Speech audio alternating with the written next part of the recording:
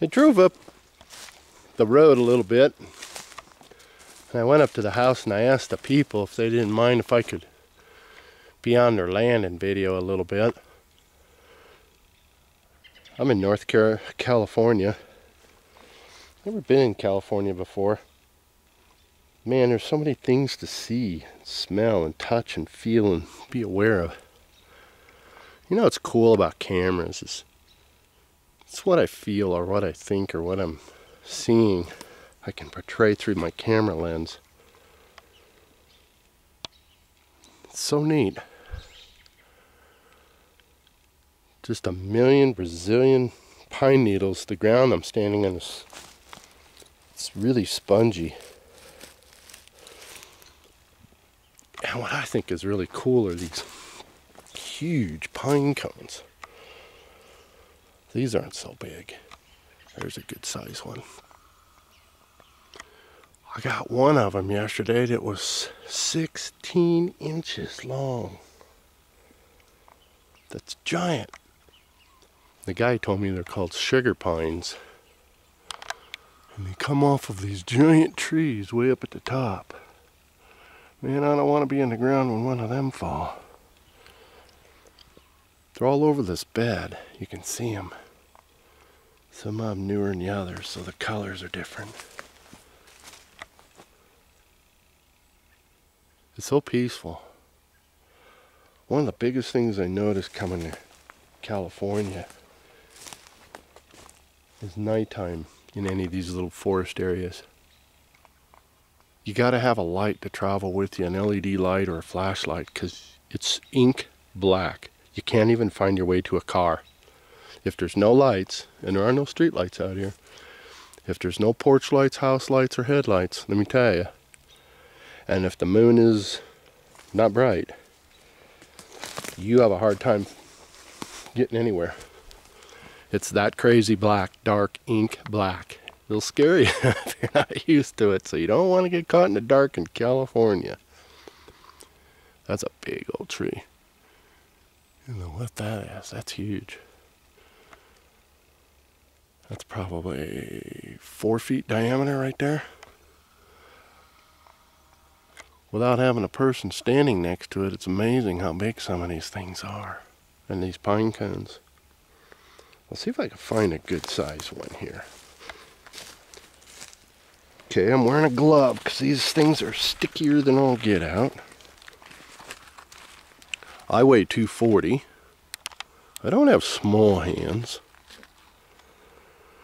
This will give you an idea.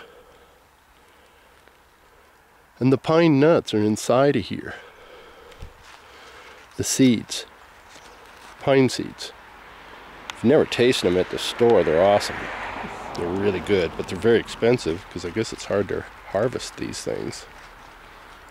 This is a pretty good size medium. This is not even what I would call a large or a giant. But I got one yesterday that might be 16 inches. That's huge. It's twice the size diameter and half again longer than this one. Prior to me holding this in my hand, I've never seen a large pine cone in my life other than once at my sister's house. I know that might sound kind of corny. Other people are paying thousands of dollars to see the ocean and the mountains and fishes and lots of umbrella drinks in their lawn chairs and thinking that's what it's about. Well, in that moment it is for them. It's kind of crazy all the life I've lived, and I've never seen, as simple as it sounds, I've never seen giant pine cones on a tree or on a forest ground like this. I've lived a lot of life. I'm 54. Long enough to have seen a few things. I've never seen anything like this. Giant pine cones.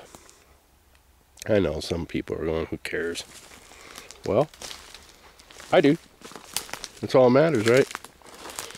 I tell people in the end of some of my spiritual talks that, hey, at the end of the day, you're the only person that has to believe you.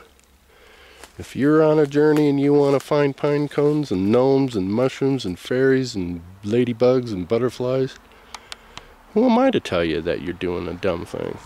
I like it. I support you on it. Maybe I'll even go on one of those walks with you, and we'll all look for pine cones and fairies and butterflies and ladybugs and cool things in trees. I don't care. I think it's fun. I don't know. We're all on different journeys, aren't we? Seems like most people are on their financial journey. I'm having an incredible time on my spiritual journey. Seeing a lot of things in whole new ways now. I had a huge transformation on June 6th, 06, where I was almost decapitated in a pretty incredible car accident. Yeah, since then I did have head injury. Things have changed. Yes, I will agree that the car accident magnified some of the things, but I want to tell you that those things were already within me. The accident, metaphorically speaking, like many things in our life, called bankruptcy, divorce, and theft, is just, in the same metaphorical way, releasing a lot of us so we can see the bigger picture. So the car accident on June 6th, 06, 666, which I was almost decapitated in. Yeah, it was an incredible awakening. But it can only awaken that's already within me. What is it taking for other people, to awaken? Is it a car accident? Or a DUI? Or all the other things, the divorce, like I said, the departure of a loved one, through the passing, death, suicide? It all varies.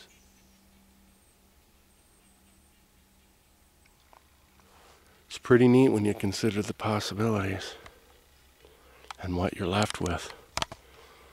In some cases, it's so profoundly new as it is in my case. I'm just in wonder over pine cones and ferns and little mushrooms and strange growths on trees and knots and seemingly faces in the bark. Yeah, that turns me on.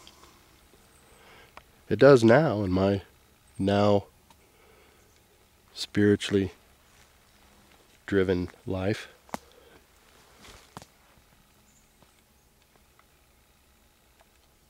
Ask yourself the question. Is it about the stuff that you want the experience in? Or are you the experience using the stuff? Yeah, maybe that's a corny way of putting it. But what I do want to convey to you all is you're the value, not the stuff. I always thought it was the stuff. It never was. Thanks for watching my videos. And as always, respond, email me, give me a star or two or whatever. See you again on the next. Bye-bye.